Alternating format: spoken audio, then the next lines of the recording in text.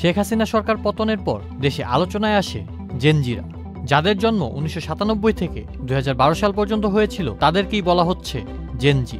এর পূর্ণরূপ হল জেনারেশন জেড। এরপর আসে জেন আলফা। তবে 2024 সাল বিদায়ের মাধ্যমে শেষ হয়েছে জেন আলফা যুগেরও। এখন আসছে জেন বেটা। কিন্তু কারা হবে এই জেন বেটা?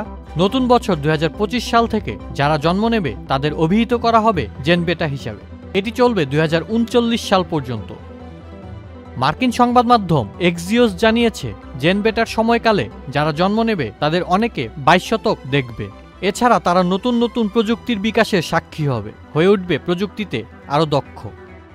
বিশ্ব জলবায়ুর যে পরিবর্তন ঘটছে সেটি তাদের সময় আরও ব্যাপক হতে পারে।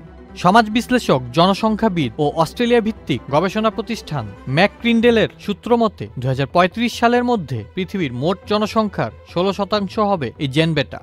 জেন বেটা প্রজন্ম বিশ্বের জনসংখ্যায়ও ব্যাপক পরিবর্তন দেখবে, কারণ পৃথিবীতে এই মুহূর্তে জন্মহার কমে গেছে। অপরদিকে বেড়েছে আয়ুষ্কাল, অর্থাৎ তাদের সময় বিশ্ব এতটা জনবহুল থাকবে না বলে ধারণা করছে সংস্থাটি। আউসাফুল ইসলাম আকিব, চ্যানেল আই।